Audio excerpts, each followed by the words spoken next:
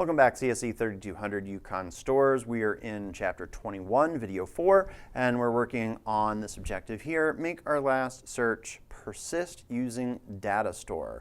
I'm going to do something a little bit different in this video. It's got a lot of code that I'm going to show you, but there's also a lot of information that I'm going to try to explain. In the textbook, it's only about 4 or 5 pages of reading, but I feel like there's a lot going on. So I'm going to focus on the explanation and not type in the code for this one.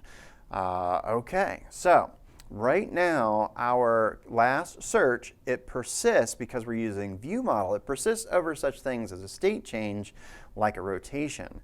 But we want to go a little bit deeper than that, and we want it to persist over a brand new firing of the application. Even if we turn off our phone, we want to bring our application back up and have our last search sitting there. And we're going to achieve this using DataStore.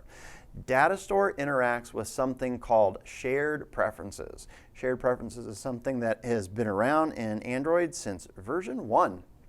We're going to use keys to read and write our query values. But before we can do any of that, we're going to have to make a change to the Gradle. So this is the first bit of code that you would have to put in. And the next has a little bit more to it. So we are going to make a new class in preferences repository. It is in the com.dot file. So let's see, this is going to be our third time dealing with something of type repository. In criminal intent, we use the crime repository to wrap our usage of the room library, our database. In photo gallery so far, we've used photo repository to wrap the usage of retrofit. And right now, we're going to use the preferences repository to wrap the usage of DataStore. Remember that a repository in general is supposed to store the logic for how we're going to interact with our data. So let's take a look at some of this code. All right, let's see. I want the value to be unique. So in order to achieve that, we are going to store it in a companion object. And also remember that if you know Java, a companion object is like a static object. Okay, so we want our flow, we want our data. We want our data to be exposed as a flow of strings.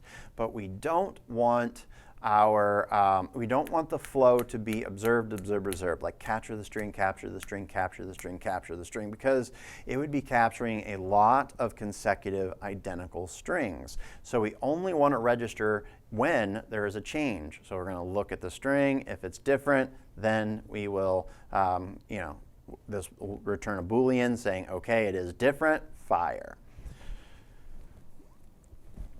All right. DataStore uses coroutines to write values to the file system. We are going to use the edit function to access the lambda function of the data property. So most of this would have been done on the last slide if you'd put that in separately. This is the new code right here. We are going to put in a function called setStoredQuery, which calls our DataStore object.edit.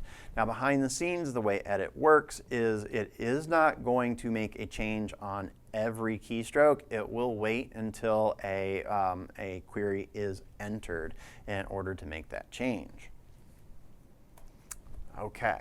Now, if this is your first time watching this video, you haven't been to the lecture that accompanies this video, you haven't read the book yet or anything, if this is the first time you're seeing this, pause the video, see if you recognize this. Okay, I think I gave you enough time to hit pause. Okay, so we only want one instance of preference repository, and it needs to be available as soon as possible. We did these sorts of things in criminal intent as well. We are going to have a function called initialize, which will be called elsewhere. But if it hasn't been initialized because the instance is of type preference repository, originally set to null. If it is currently null, then we are going to do something with that. We are going to go into our preference data store factory and use create. We're going to make it not null. Now, in criminal intent, I believe that there wasn't anything like this. We just had nothing. We'd do nothing. Okay, but here, if we have an instance that is null, we are going to try the instance is preference repository. using our data store. Okay, now if we try to fetch this and it is null, then we are going to give an illegal state exception that it has not yet been initialized. Now, our call to initialize is going to live elsewhere. We are going to make a class that extends application. It's going to be a subclass of application, and then we're going to initialize there. So remember a couple of things about application. It is at the top level. It is going to fire first. So that means that our application, as soon as it is coming online, this is going to fire up. It's going to call our initialize, and then we're going to get that data available to us as soon as possible. Another thing that you need to remember about application is that you need to register it with the manifest. So go into the application and you need to put in Android name .photo gallery application. Okay, nearly there. We just got a couple more slides to go. Next thing we're going to do is we're going to go into our photo gallery view model to use our stored query. We have a couple of new lines, and then we're going to alter a few lines here. So first up, this is a new line. We're going to put it near the top of our class. We need an instance of our preference repository, and we're going to do that by getting and by calling preferences repository.get. Okay, now let's take a look at our try catch. The catch hasn't changed in a while, but the try has changed many times. Last thing it used to say was val items is equal to fetch gallery items with hard-coded planets or insects or something like that. And we're finally getting rid of that hard code, and we're putting in our stored query. Where are we getting our stored query from? Okay, we'll look above. We have a new line of code here. We are going to have our preference repository call stored query dot collect latest. Okay, so collect latest is going to keep monitoring for a query, but if I am in the middle of typing out, say, cars, and I type car, and it could fire off an instance of the search, but if I hit an S, then it is going to go, oh wait, let's not fire a car, let's fire cars. So it's basically kind of like collect, only it's going to interrupt the request, and if there's been a change, stop that previous request and make the current request. Okay, finally under set query, we are going to call preferences repository dot set query, passing in query.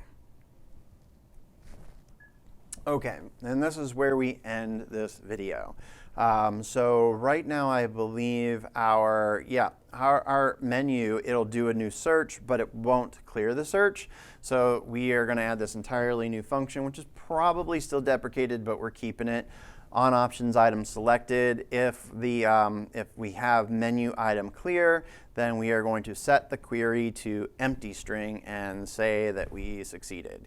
Yeah, this would definitely be deprecated. I can see that we have deprecated code here, and this is a structure that is probably not being used currently, but again, we're going to keep that. Okay, so that should do it. If we get in all of that code, we should now be able to do a couple of things. One, this little bit here, this nice finishing touch, we can finally clear our search, but whatever search we had in there last, we could turn our application off, bring it back on, and it'll be in there. So if we had a hard-coded planets, well, it's gone because in the previous slide, we don't have a hard-coded planets anymore. We have stored query, but it's going to fire up that query from whatever got stored. So the effects are we are going to now have this item cleared function work, and our data is going to persist over restarting the application.